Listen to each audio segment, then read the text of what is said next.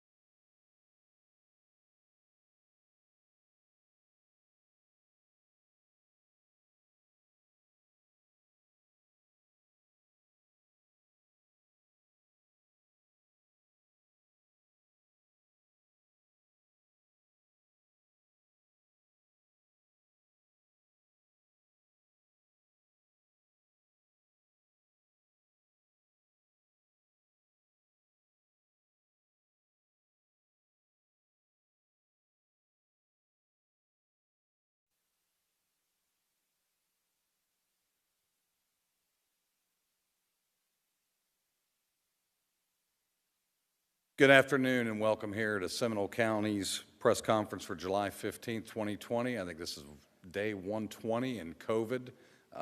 We're here to talk about quite a few things today. I will be joined today by Dr. Lorenz from Seminole State, as well as Dr. Griffin from our school system here in Seminole County. First, I want to take an opportunity to thank both of these fine people and the work that they've done on behalf of the community to get our education system back up and running and giving those citizens the options of which you're going to hear more about today and the things that they're doing. Again, that's another great thing about Seminole County that we enjoy, that all forms of government have always collaborated in times of emergency and when things are of public concern and public health. So I'm very proud of Seminole County in doing that. I also want to take a moment and thank all the residents and business owners who continue to be patient and vigilant in doing their part to stop the spread of the COVID-19, especially those businesses who have now finally, with the additional PPE they have available to them, either on their own doing or through access at our Emergency Management Center, are now putting out more PPE and taking proactive measures to protect their employees as well as those patrons that come in.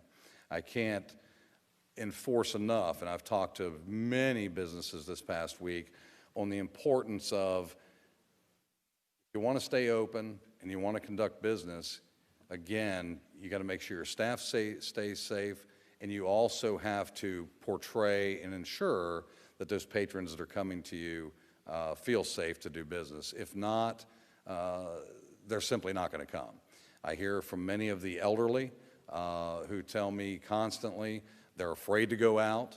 They don't necessarily have any diseases, but they're uncomfortable going out in public because they're not certain where they're headed, whether there'll be masks or proper cleanliness. So we're going to talk a little bit about that today.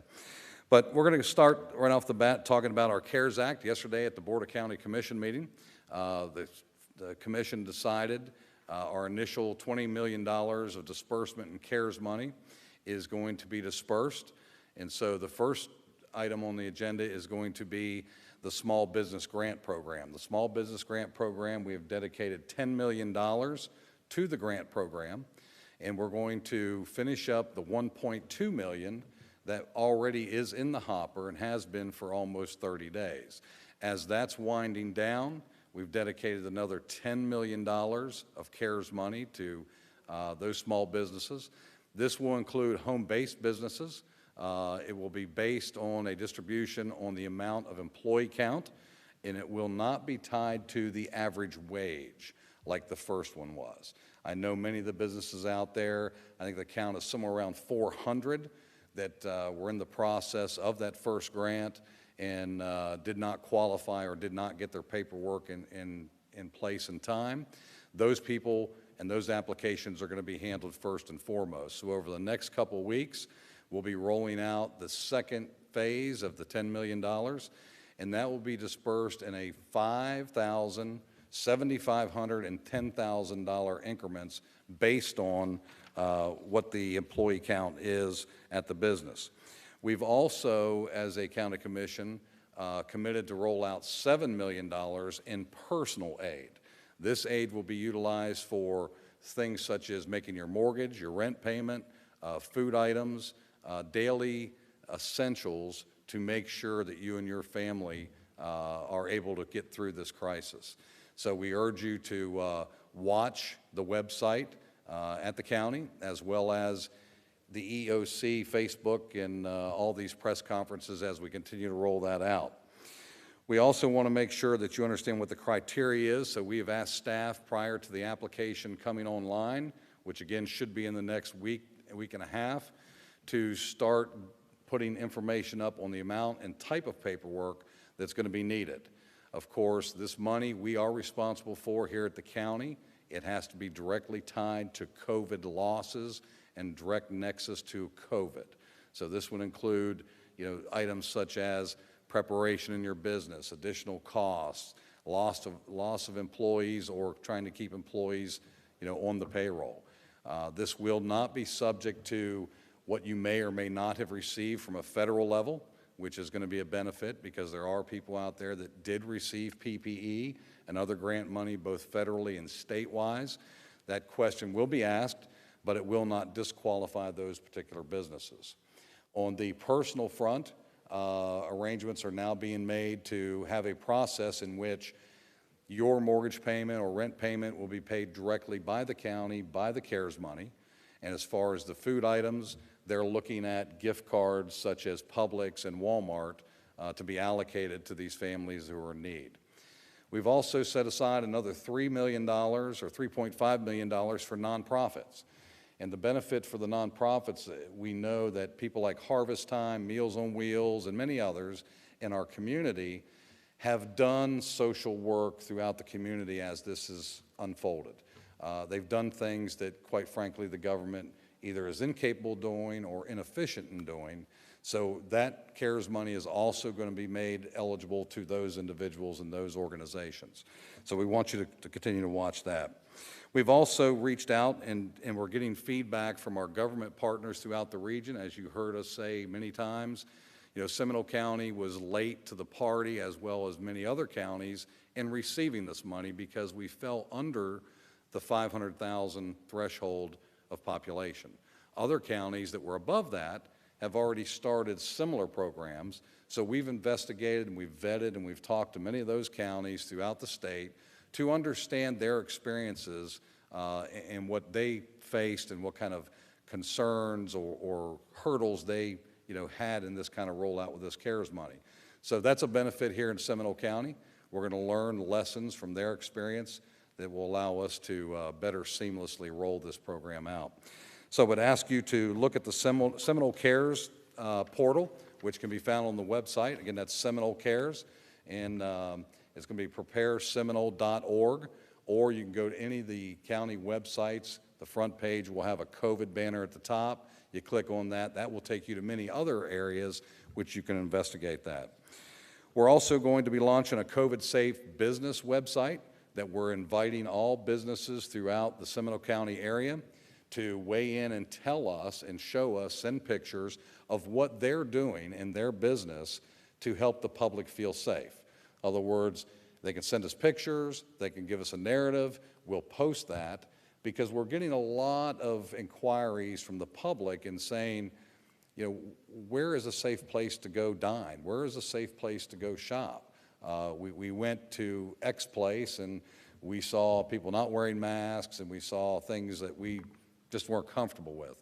So we're setting up that website so businesses will have the opportunity to come in, put that information so the public here in Seminole County can then go to it and see what those specific businesses are doing. Once that decision is done and up and running, we will invite those people who have had an experience to weigh in, as we always have, and stay in contact with our people at the EOC. And of course, as always, during this whole issue, you can always dial 407-665-0000. Again, that's 407-665-0000. That is the phone number to the Emergency Management Center, which is manned with personnel that can help you. If you're having trouble finding something on the website, if you have a general question about testing, if you have a need for guidance on what you should be doing in your business, these are areas that you can find this information in detail. So with that, I'm going to turn it over to our educational partners, Dr. Lorenz from Seminole State. Welcome. Good to have you here today.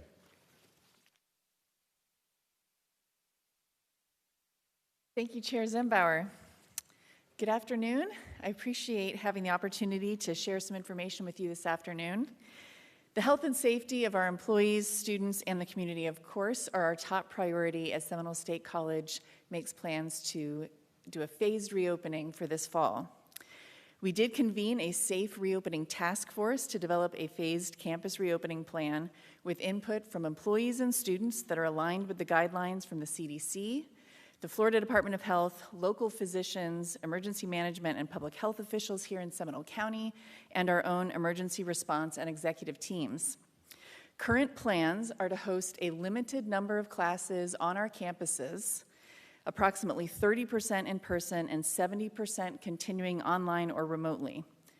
Those classes that are returning to campus are those that require a hands-on or face-to-face instructional component, such as our public safety programs, nursing, and others with required laboratories and clinicals.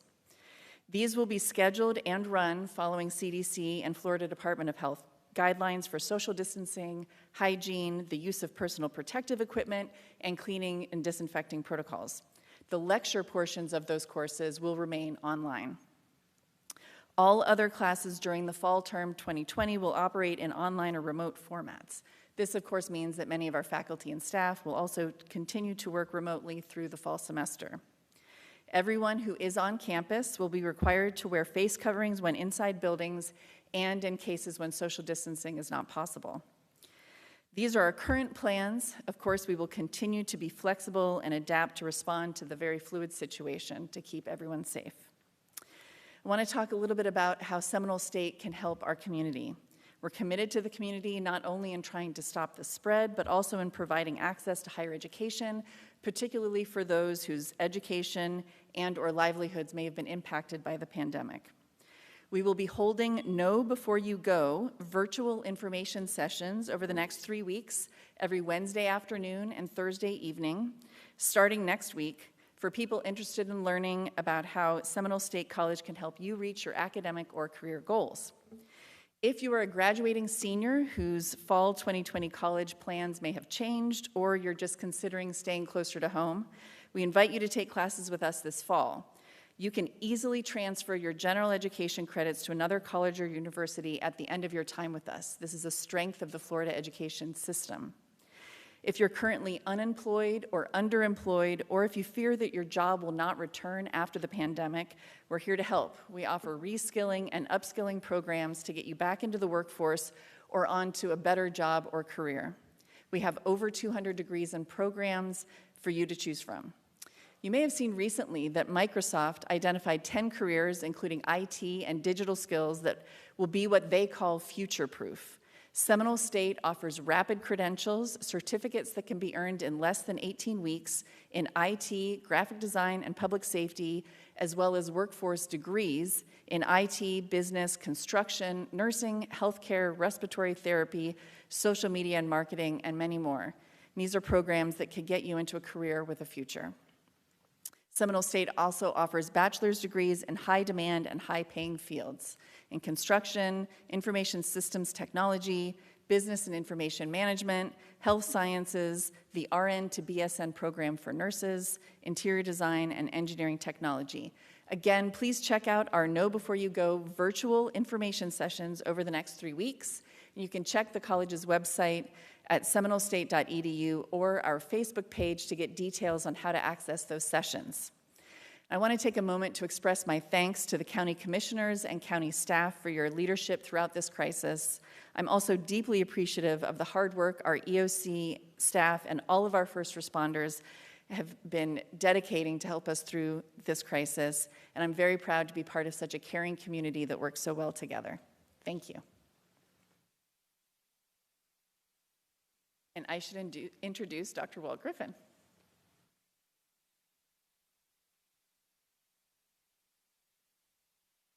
Good afternoon, everybody. I want to begin, we'll start with last night. Last night, right in this room, we presented our 2020 reopening plan to our school board, and the reopening plan was passed. The creation of the reopening plan involved many people on a large task force that I convened all the way back in April, who closely followed the American Academy of Pediatrics, CDC, certainly our partners at Seminole County Department of Health, to develop the health protocols and that very important part of the plan. It emphasized what would happen in our buildings, transportation, school day, every aspect of everything that you could think about related to the reopening of school. The plan includes specific instructional models, our health and safety protocols, campus operations, extracurricular activities, dining services, and transportation. On June 24th, the school board held their first work session related to reopening. Part of that work session was to review parent survey responses, of which we received over 17,000. At that time, Seminole County was on a downward trajectory in terms of cases of COVID. So we only had 2 options for our families. The 2 options at the time were either come to school face-to-face or Seminole County virtual school. Those were the 2 choices. Over time, we learned from our families, from the task force, from our students, that more choices were needed to give families more opportunities to stay home until they felt safer coming to school.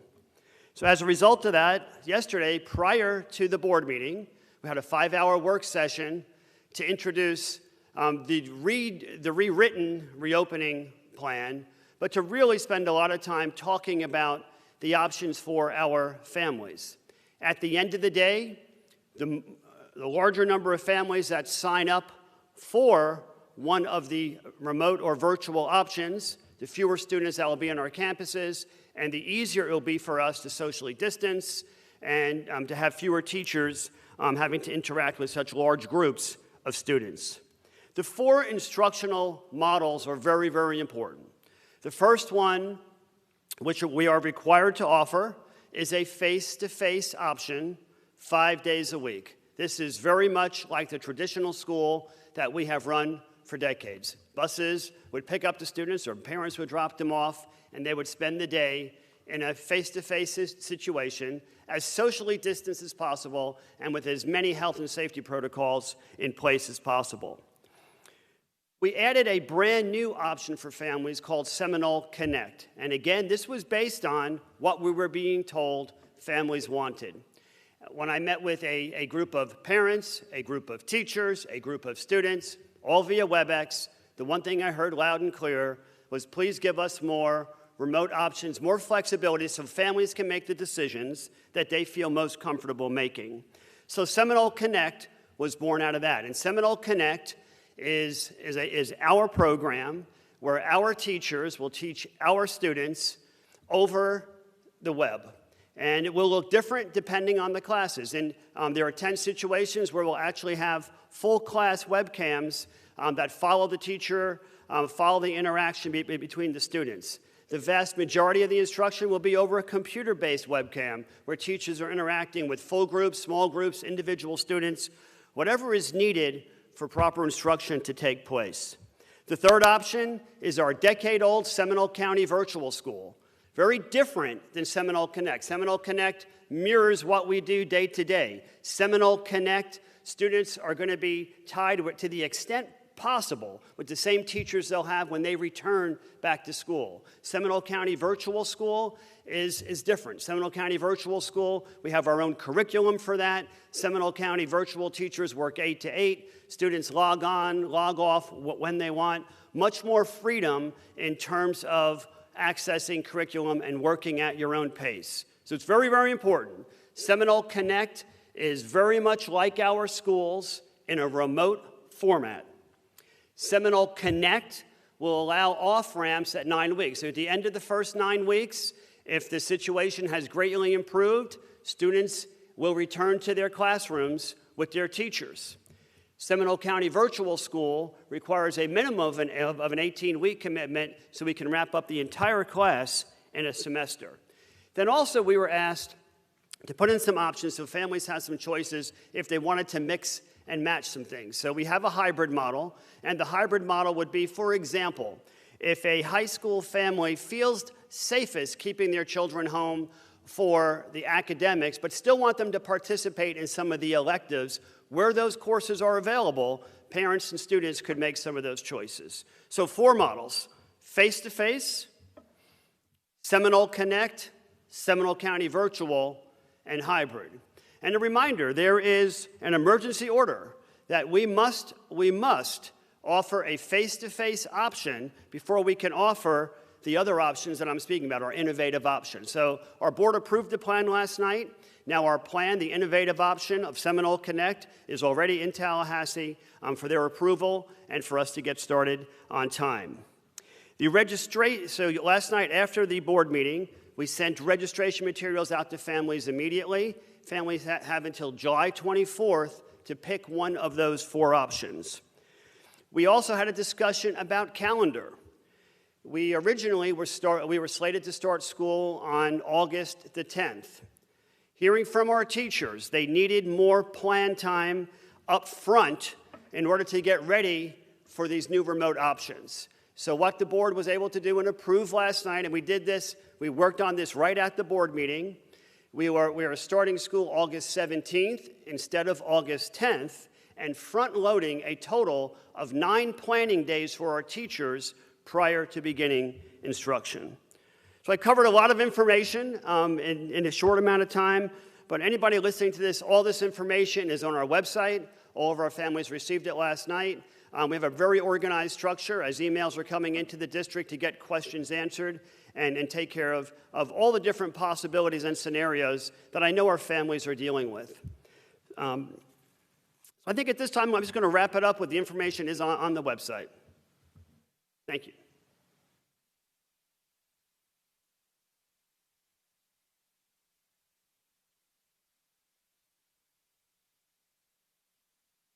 Thank you, Dr. Griffin, Dr. Lorenz. And as you can see, our school board really has been doing yeoman's work in making sure that our children have the options, our families have the options to protect, those students as they start back to school. And it speaks volumes of what's going on here in Seminole County. Every day we turn on the news and we see, across the country, areas that they're all fighting with each other. What should we do with school? We're not going to school and so forth. I think this is to give 4 options to help appease and make sure that our students are educated speaks volumes of the work that the school board has done. And thank you, Dr. Griffin, on behalf of the community. We appreciate it very much, and as well, Dr. Lorenz. We have to have some sense of normalcy as this continues to unfold. Again, we're day 120. I think you've heard me say many times in emergency management situations, we're dealing with a hurricane. Maybe we're down for a week, 2 weeks, 3 weeks maybe. Never did any of us believe that would be this far into an issue that we're all dealing with. So again, I urge patience. I want to thank the media for being here today to help get the message out. With that, we'll take questions, and then we'll move to our Hispanic translation. Freddie will come up and do that as well. So we also have Alan Harris here from Emergency Management and Donna Walsh from the Department of Health. So if there's any questions that you may have for those folks, we'll be happy to take those. Yes.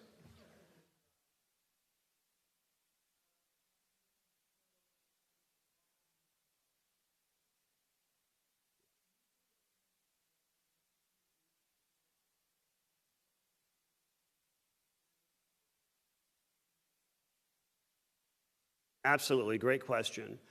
Last night, parents already received the registration form. So first and foremost is we already have done, and we will continue to do a great communication campaign so parents clearly understand the choices that they have. So once they make those choices, we actually will capture that information electronically here at the district and then sort it by school and send the information to the school. Students that choose traditional face-to-face, they already have a schedule designed at school because we started scheduling back in January and February for 2021. Students who select Seminole Connect, we will still attempt to keep them attached to the same teachers they were originally scheduled for, but have to make some adjustments to build sections. So the main thing that will be taking place between now and over the next 3 weeks is a massive scheduling effort, because we're going to have some teachers who will have remote classes probably the bulk of the day, some who could wind up with half-day remote, but student demand is going to determine what we have. We did in the initial rollout, when we were just talking about having 2 options, we had over 3,000 families express interest in our virtual school. We're giving them the option now, if they chose virtual school, to switch over to Seminole Connect if that fits their needs better, or maybe even create a hybrid model between face-to-face and Seminole County Virtual School. So it's all about scheduling. It's all about, building the sections that we have to build, offering the courses that we always offer, and then figuring out the best way to deliver those courses remotely. As all of you know, you've all been out at our many career technical programs. That's a very different challenge than our math classes. So each course is different. Each school has different concerns. So we will work with them to do the best job that we can do to meet what parents ask for and to deliver the quality that we can.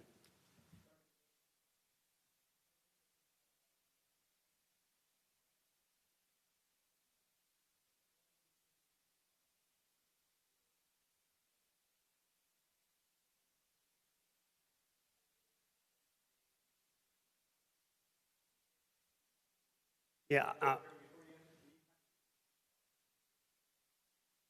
Sure. The question is, what are we seeing in terms of registration at this point now? It's only been out for not even 24 hours. But right now, we're seeing about 50% interest in face-to-face, and the other 50% spread among the other options. That changes hourly as they are coming in. So I wouldn't hold to that number. But at least 50% are showing interest to return face-to-face.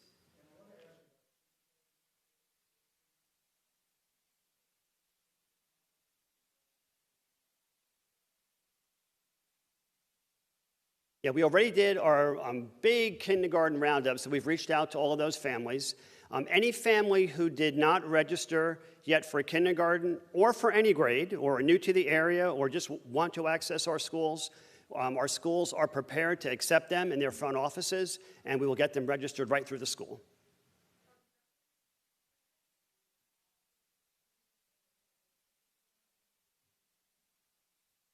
The biggest change that I have seen is UV lighting on some of our filters. Our facilities department has invested quite a bit in upgrading those systems.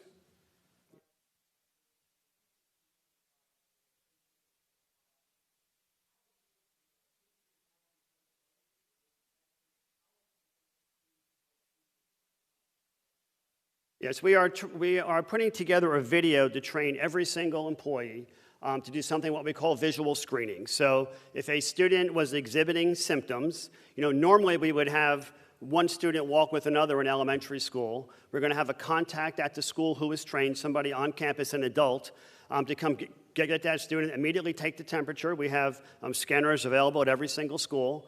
Contact the parents, and then work with our Department of Health for any student who is exhibiting anything out of the normal for that student. That's again.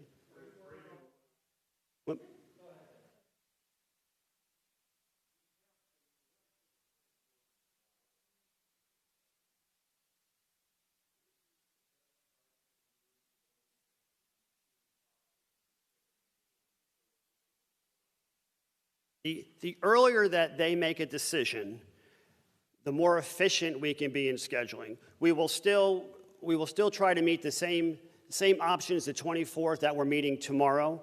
But after the 24th is where it's going to become a little more of a challenge, because we'll start putting those sections in place. But people who meet the deadline of July 24th at noon should have the same opportunity to get the same courses as people who submit today. We wanted to give parents the 10 days to make that. That's a big personal decision. And I will tell you, at the end of the day, if a family has to change a decision for whatever reason, we will also try to accommodate that where there's space available. Trying to be very accommodating and compassionate during these difficult times.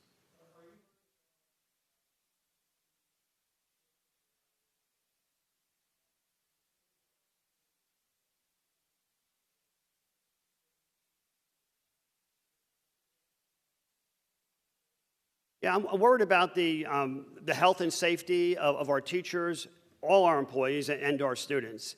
And I think, the push for Seminole Connect to get as many people students off campus as possible will really help us by not having those large numbers. And we'll have more teachers working with very small groups, or maybe all of their groups will be working remotely. Most of the teachers will still be working out of their classrooms, some with no students. There may be some cases where we have a teacher needs to work at home all day. We're going to try to be accommodating.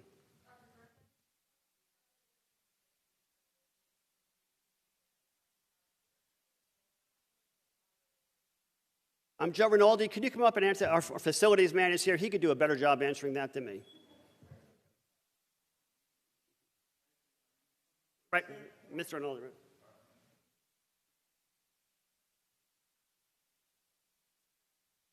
From the standpoint of the HVAC systems, we're looking really at two specific levels. At the operational level, we're looking at expanding the number of hours that we're operating our systems. Right now, we're looking at from 10 p.m., or really from 4:30 a.m. to 10 p.m., actually running our systems to make sure that after the students leave and after staff leaves, we're actually flushing out the buildings. And then we're flushing them early morning as well, so that when they come in, we have a completely flush building, fresh air coming in. In regards to the systems, we're looking at filtration. We're identifying those systems right now that can accommodate the UV lighting and putting UV lighting retrofit kits in there. And we're also doing a test and balance because we have a number of systems that meet the present ASHRAE codes and all that, and we want to make sure that they're running as efficiently as possible. So those are the things that we've got going on with ventilation right now.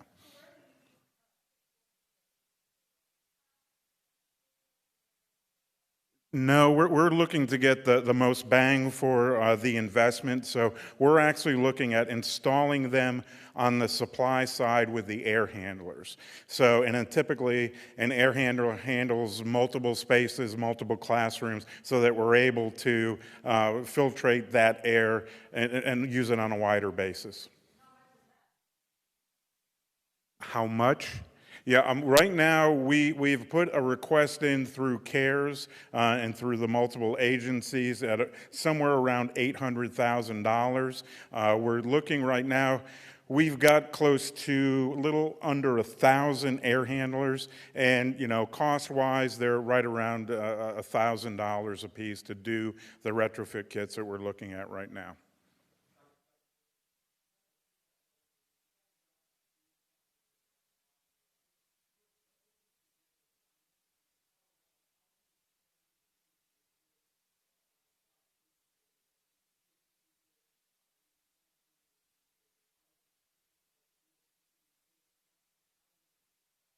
Yeah, first of all, our goal is to keep students in Seminole Connect. That'd be very specific, okay? Our new remote program. We're going to make every effort to keep students assigned to their teachers at their schools. We've already, when we schedule, we do something called sectioning. We've already built all our sections, so students on our computer system are already assigned to teachers. So what will happen, so we already know how many Algebra 1 sections we need, how many AP Physics sections we need at every single school. As the remote requests come in for Seminole Connect, that we will start creating second sections of those same courses and then make a determination how many of those sections will be remote. Right now, teachers would know how many face-to-face classes they have from the original schedule, and then after the 24th, as we have all the scheduling numbers, that's when we'll start working on how many remote sections we have of each course. The second part of your question, classes like AP Physics, AP Physics, AP Chem, International Baccalaureate, a lot of those have singletons. Singletons mean there may only be one or two sections in a school. Those are the classes where we're going to use the class-wide webcams so teachers can interact with students in the class while students are watching at home.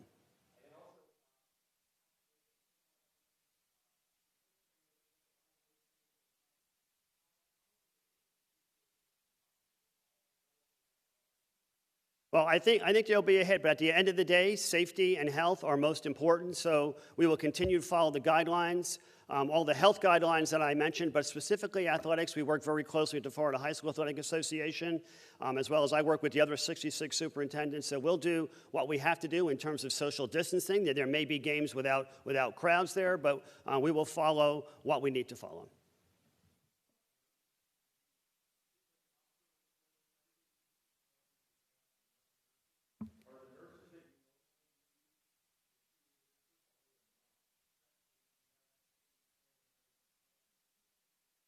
Yeah, we do have an entire department dedicated to this. We never feel like we have enough nurses. Nurses are split between schools and so on, and if we need to hire additional people, get additional people trained, we'll do that. But I'll tell you, Dave, I think the The important thing is that having every employee just be able to recognize the visual signs will help us. It's not saying everybody is going to be a nurse, everybody is going to be a doctor, but the awareness is very important, and then we will connect. Really, the Seminole County Health Department always comes in and helps us immediately for any type of disease that we have to deal with.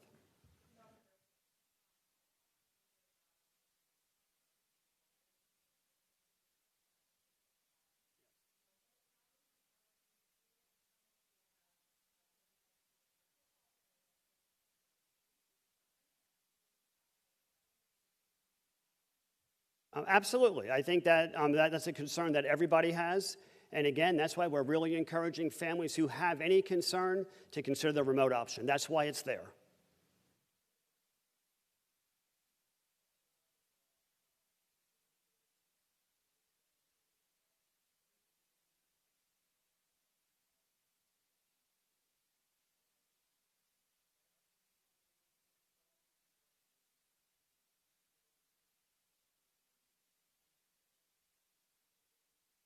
So for the summer term, we saw an increase of about 6.5% in our enrollment. For fall, we're still early in terms of enrollment, but our returning students are coming back. That enrollment is really strong. They're returning this fall, and they're, in some cases, taking even more classes to get closer to their goal more quickly. We are seeing a lag in new student enrollment as compared to prior years. And anecdotally, we've been told by parents and by the potential students themselves that they're slow to make a decision. In some cases, they describe that they feel like, their senior year didn't have sort of that finality that they were expecting, so they're sort of delaying their choices, but they do plan to attend. So it's sort of a mixed bag at this point, but our returning student enrollment is very strong.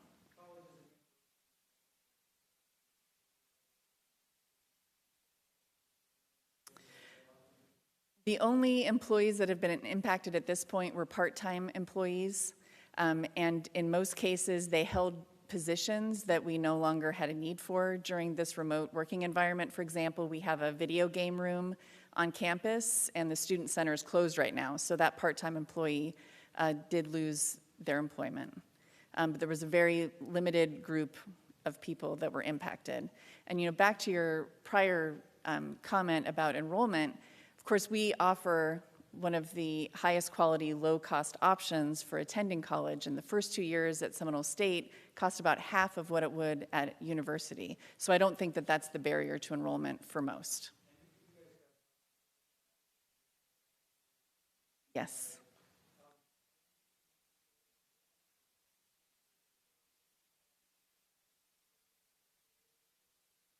I think in those programs, the enrollment has been fairly steady. The challenge that we faced is when we went remote in the spring, we had a cohort of students who essentially their progress was suspended, and they came back to campus on June 24th for our B-term summer session. So our numbers are a little less clear because of that odd change, but overall, the enrollment is steady in those programs.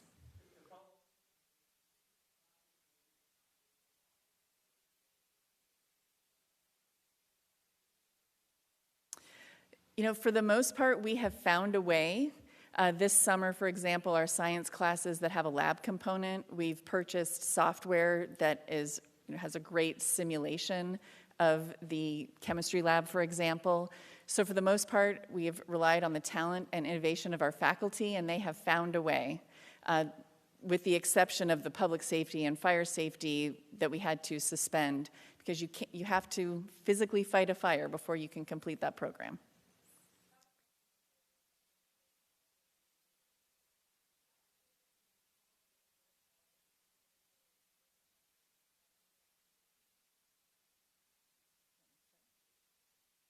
So let me start with an employee. We are currently launching training for all of our supervisors, and that is an important part of that training.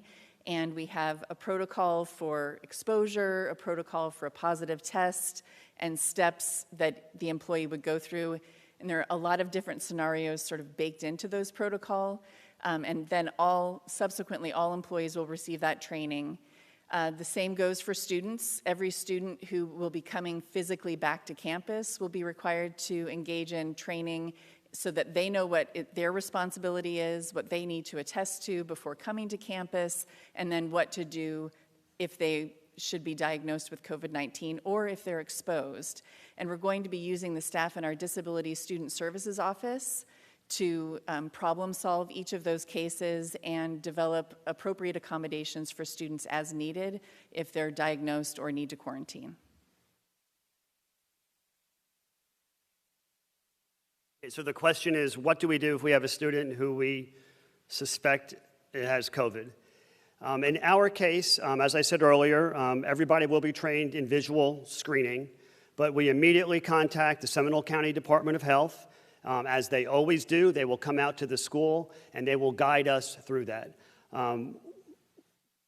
We've had this long before COVID. We've had this in place where we work with them side by side. We do have a separate room designated at every single school for anyone exhibiting COVID symptoms. We would ask the Department of Health to come in there and help us with that.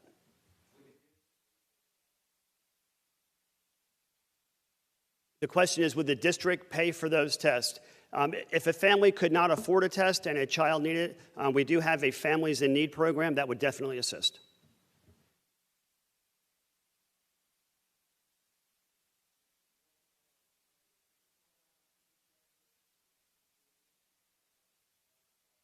It's been spoken about a lot, and we are not going to temperature check every single student walking into school every single day. But the health officials have really told us that if we really learn and really stick to this visual screening, we will know what students to temperature check.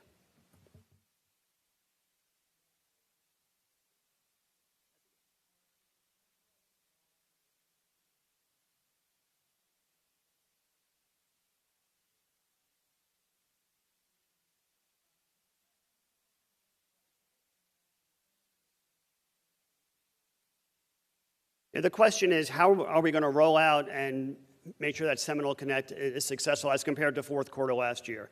Please remember, last year, fourth quarter, we had 6 days, 6 or 7 days to pivot from face-to-face to remote learning for 67,000 students. Our teachers did an absolutely phenomenal job with the array of resources that we provided to them.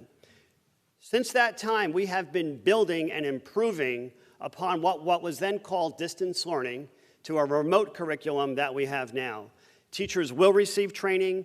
The product is much better. How it's better is that the curriculum is consistent from class to class. There's a progress monitor in every single class. A progress monitor is to assess how the students are moving through the curriculum. So we have greatly improved. We had more than 6 or 7 days to build this one, and we will continue to make improvements as the year goes on.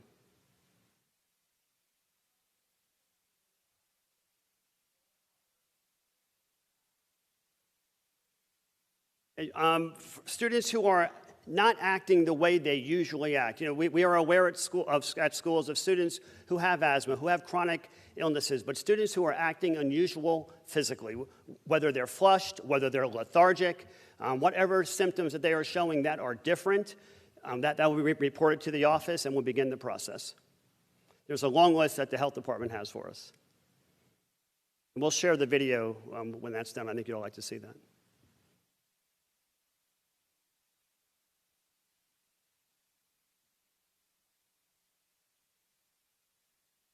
Well, if there's nothing else, again, thank you very much on behalf of Seminole County, our education system, and our 7 cities. One of the questions that was asked earlier was funding for the school board. I will tell you that the county commission here in Seminole County is in lockstep to do whatever's necessary to ensure that our students remain safe.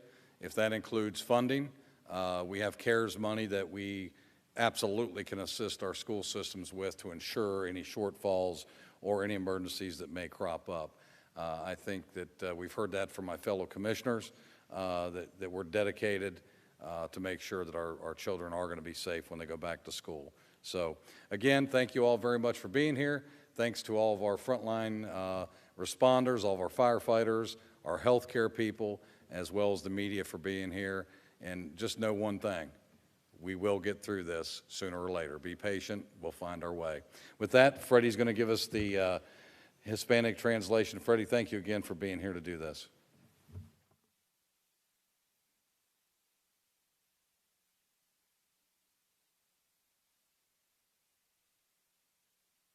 Buenas tardes. Este es el resumen en español de la conferencia de prensa hoy miércoles 15 de julio del 2020.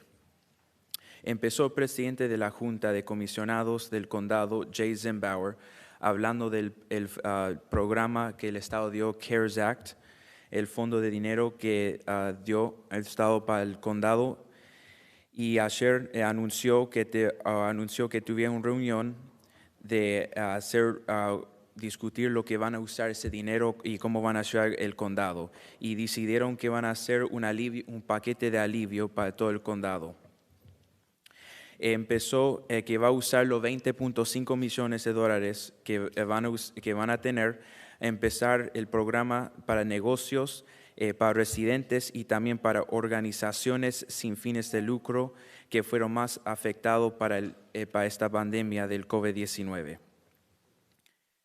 Van a usar parte de ese dinero para expandir el programa de negocios pequeños que tuvieron 1.2 millones a 10 millones de dólares.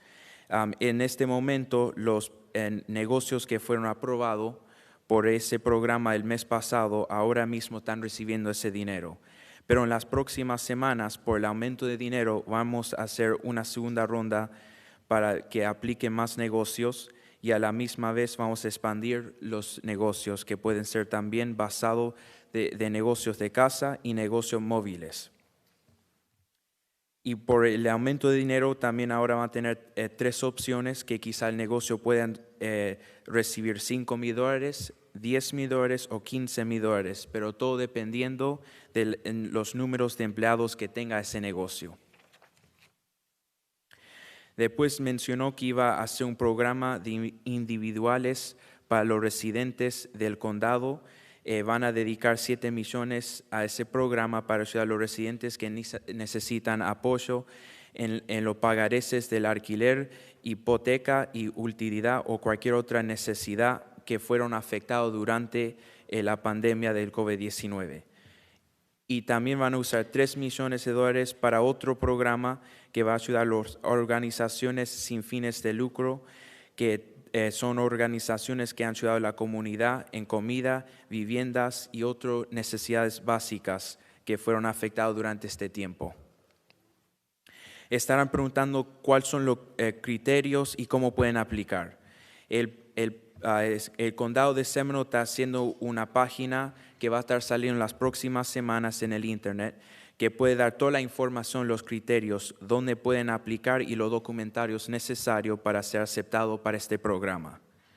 El condado de Seminole va a tener también en sus páginas una sección portal donde pueden elegir el botón y llevarlos a la otra página donde está el programa y donde pueden aplicar. A la misma vez estaban el condado hablando con los otros condados de la comunidad, recibiendo consejo cómo pueden usar este dinero para ayudar a su comunidad. La ventaja de tener 2 meses después de recibir dinero a los otros condados vimos cómo los otros condados tomaron ventaja y dónde podían mejorar en usando el dinero. Y en eso están usando esos consejos para ayudar a la comunidad de la mejor manera posible con ese dinero. Después mencionó que el condado va a tener una nueva página de internet que se puede usar los negocios que pueden poner su información y todas las precauciones que va a estar usando para hacer los clientes y los empleados sentirse más seguros durante este tiempo.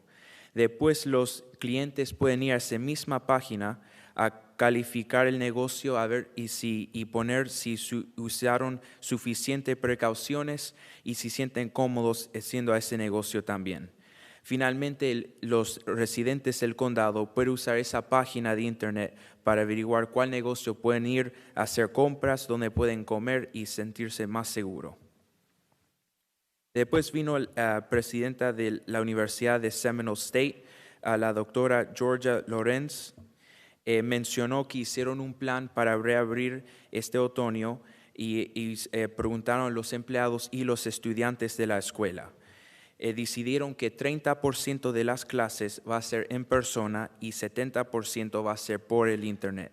Y en esas clases que van a ser en persona va a ser un mandatorio usar máscaras y tener distanciamiento social todo ese tiempo.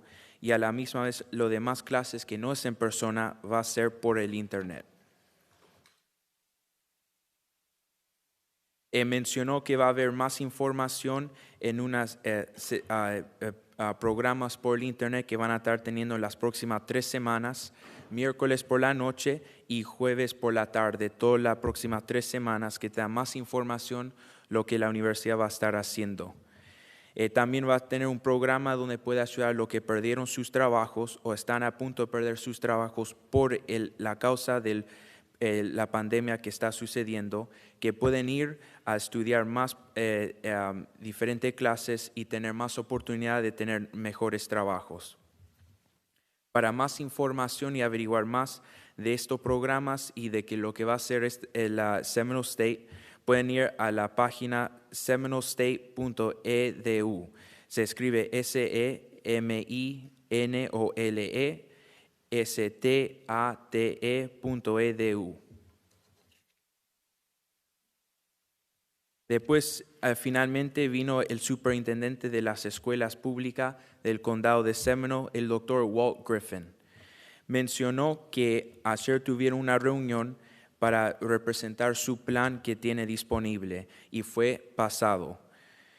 Se vio que el 24 de junio tenían 2 opciones para los estudiantes y había 17,000 padres que respondieron a esas opciones.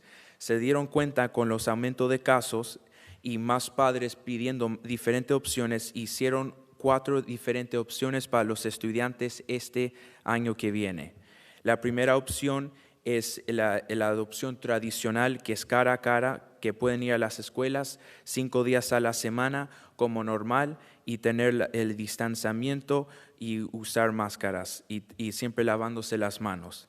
Después tiene la segunda opción, que es Conectar Seminole, que es un programa donde el mismo maestro que va a estar enseñando en persona va a estar enseñando por el Internet, y es un programa de cada 9 semanas y pueden estar en el mismo horario de la escuela como si estuvieran ahí, pero por el Internet.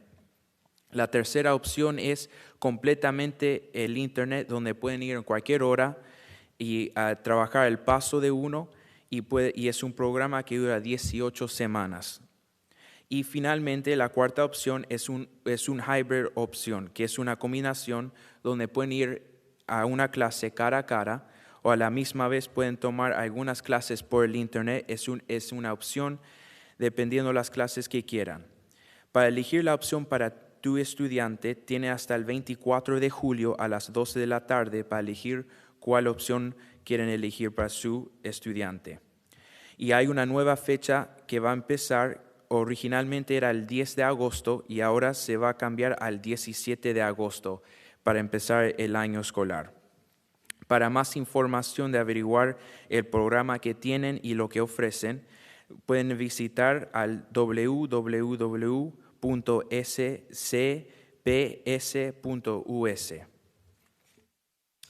Y finalmente, para cualquier información para averiguar más de este programa escolar, averiguar más del el fondo de ACS que dio el Estado, o más cita de pruebas o cualquier otra opción e información que necesitan, pueden visitar a prepareseminole.org, que es prepareseminole.org, o si no, pueden llamar al 407-665-0000.